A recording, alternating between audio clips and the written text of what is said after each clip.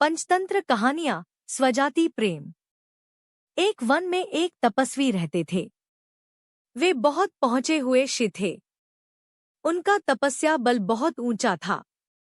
रोज वह प्रातः आकर नदी में स्नान करते और नदी किनारे के एक पत्थर के ऊपर आसन जमाकर तपस्या करते थे।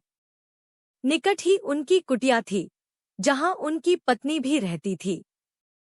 एक दिन एक विचित्र घटना घटी। अपनी तपस्या समाप्त करने के बाद ईश्वर को प्रणाम करके उन्होंने अपने हाथ खोले ही थे कि उनके हाथों में एक नन्ही सी चूहिया आ गिरी। वास्तव में आकाश में एक चील पंजों में उस चूहिया को दबाए उड़ी जा रही थी और संयोगवश चूहिया पंजों से छुटकर गिर पड़ी थी। ऋषि ने मौत के भय से थरथर कांपती चूहिया को देखा। ऋषि और उनकी पत्नी के कोई संतान नहीं थी। कई बार पत्नी संतान की इच्छा व्यक्त कर चुकी थी। ऋषि दिलासा देते रहते थे। ऋषि को पता था कि उनकी पत्नी के भाग्य में अपनी कोख से संतान को जन्म देकर मां बनने का सुख नहीं लिखा है। किस्मत का लिखा तो बदला नहीं जा सकता, परंतु अपने मुंह से यह सच्चाई बताकर वे पत्नी का दिल नहीं दुखाना चाहते थे। यह भी सोचते रहते कि किस उपाय से पत्नी के जीवन का यह अभाव दूर किया जाए। ऋषि को नन्ही चूहिया पर दया आ गई। उन्होंने अपनी आंखें बंद कर एक मंत्र पढ़ा और अपनी तपस्या की शक्ति से चूहिया को मानव बच्ची बना दिया। वह उस बच्ची को हाथों में उठाए घर पहुंचे और अपनी पत्नी से बोले, सुभागे, तुम सदा संतान की कामना किया करती थी। समझ लो कि ईश्वर ने तुम्हारी प्रार्थना सुन ली और यह बच्ची भेज दी। इसे अपनी पुत्री समझकर इसका लालन पालन करो। ऋषि पत्नी बच्ची को देखकर बहुत प्रसन्न हुई। बच्ची को अपने हाथों में लेकर चूमने लगी। कितनी प्यारी बच्ची है, मेरी बच्ची ही तो है यह। इसे मैं पुत्री की तरह ही पालूंगी। इस प्रकार वह चूहिया मानव बच्ची बनकर ऋषि के परिवार में पलने लगी। ऋषि पत्नी सच्ची माँ की भांति ही उसकी देखभाल करने लगी। उसने बच्ची का नाम कांता रखा। ऋषि भी कांता से पितावत स्नेह करने लगे। धीरे धीरे वे यह भूल गए कि उनकी पुत्री कभी चूहिया थी। मां तो बच्ची के प्यार में खो गई। वह दिन रात उसे खिलाने और उससे खेलने में लगी रहती। ऋषि अपनी पत्नी को ममता लुटाते देख प्रसन्न होते कि आखिर संतान न होने का उसे दुख नहीं रहा। ऋषि ने स्वयं भी उचित समय आने पर कांता को शिक्षा दी और सारी ज्ञान विज्ञान की बातें सिखाई। समय पंख लगाकर उड़ने लगा। देखते ही देखते माँ का प्रेम तथा ऋषि का स्नेह व शिक्षा प्राप्त करती कांता बढ़ते बढ़ते 16 वर्ष की सुंदर, सुशील व योग्य युवती बन गई। माता को बेटी के विवाह की चिंता सताने लगी।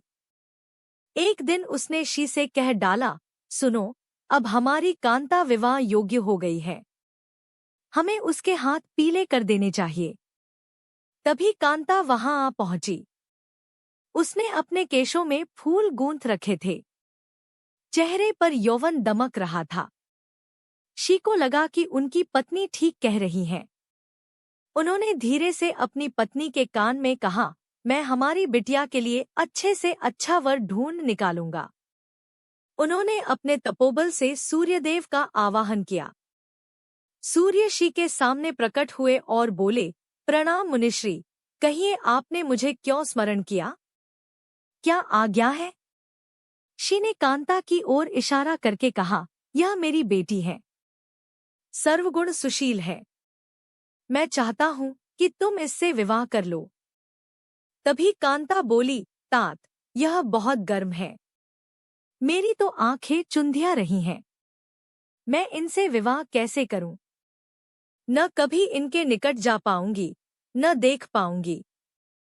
ऋषि ने कांता की पीठ थपथपाई और बोले, ठीक है, दूसरे और श्रेष्ठ वर देखते हैं। सूर्यदेव बोले, शिवर, बादल मुझसे श्रेष्ठ है। वह मुझे भी ढक लेता है, उससे बात कीजिए। ऋषि के बुलाने पर बादल गरजते लरजते और बिजलियां चमकाते प्रकट हुए। बादल को देखते ही कांता ने विरोध किया, तात, यह तो बहुत काले रंग का है। मेरा रंग गोरा है। हमारी जोड़ी नहीं जमेगी। शी ने बादल से पूछा, तुम ही बताओ कि तुमसे श्रेष्ठ कौन है? बादल ने उत्तर दिया, पवन। वह मुझे भी उड़ाकर ले जाता है। मैं तो उसी के इशारे पर चलता रहता हूँ। शी ने पवन का आवाहन किया। पवन देव प्रकट हुए तो शी ने कांता से ही पूछा, पुत्री, तुम्हें यह वर पसंद है? कांता ने अपना सिर हिलाया, नहीं तात। यह बहुत चंचल है, एक जगह टिकेगा ही नहीं।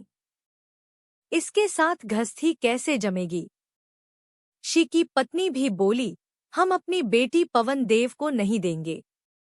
दामाद कम से कम ऐसा तो होना चाहिए जिसे हम अपनी आंख से देख सकें। शी ने पवन देव से पूछा, तुम ही बताओ कि तुमसे श्रेष्ठ कौन है? पवन देव बोले, शिवर, पर्वत मुझसे भी श्रेष्ठ है। वह मेरा रास्ता रोक लेता है। शी के बुलावे पर पर्वतराज प्रकट हुए और बोले, शिवर, आपने मुझे क्यों याद किया? शी ने सारी बात बताई। पर्वतराज ने कहा, पूछ लीजिए कि आपकी कन्या को मैं पसंद हूं क्या? कांता बोली, ओह, यह तो पत्थर ही पत्थर है। इसका दिल भी पत्थर का होगा। शी ने पर्वतराज से उससे भी श्रेष्ठ वर बताने को कहा तो पर्वतराज बोले, चूहा मुझसे भी श्रेष्ठ है। वह मुझे भी छेद कर बिल बनाकर उसमें रहता है। पर्वतराज के ऐसा कहते ही एक चूहा उनके कानों से निकलकर सामने आ कूदा। चूहे को देखते ही कांता खुशी से उछल पड़ी, तात, तात, मुझे यह चूहा बहुत पसंद है। मेरा विवाह इसी से कर दीजिए। मुझे इसके कान और पूंछ बहुत प्यारे लग रहे हैं। मुझे यही वर चाहिए। शी ने मंत्र बल से एक चूहिया को तो मानवी बना दिया, पर उसका दिल तो चूहिया का ही रहा। शी ने कांता को फिर चूहिया बनाकर उसका विवाह चूहे से कर दिया और दोनों को विदा किया। सीखा जीव जिस योनि में जन्म लेता है, उसी के संस्कार बने रहते हैं। स्वभाव नकली उपायों से नहीं बदले जा सकते।